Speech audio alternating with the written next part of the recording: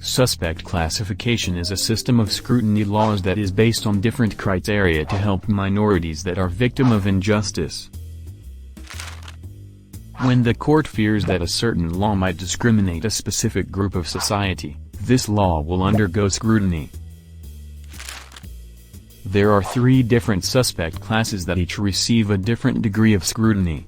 Facial classifications, which mostly include race, national origin and religion, form a suspect class and therefore go through strict scrutiny. The quasi-suspect classes receive intermediate scrutiny, and this group is based on gender and illegitimacy. Having laws that fall into the quasi-suspect class abolished is rather difficult and rare, but not impossible. The third and last class, which are non-suspects, only receive rational basis review. This class included factors such as age, wealth and mental disability. But what factors are these different classifications based on? This is an important question which to this day has no clearly defined answer. Some courts find the discrete and insular nature of the targeted group very important. Others put more focus on a possible history of discrimination.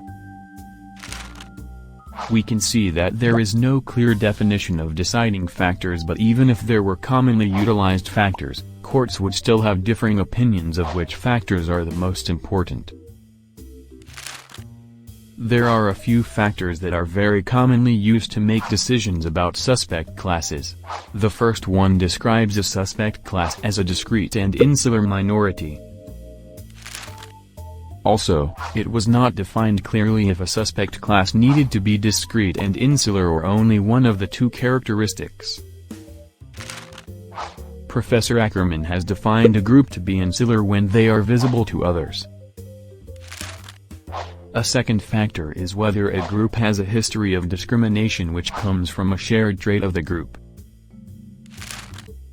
Again, we need to ask ourselves how this can be understood and how to measure a history of discrimination. This distinction might unwillingly lead to the undermining of other groups and their experience with discrimination. Whether a group is politically powerless makes up a third factor.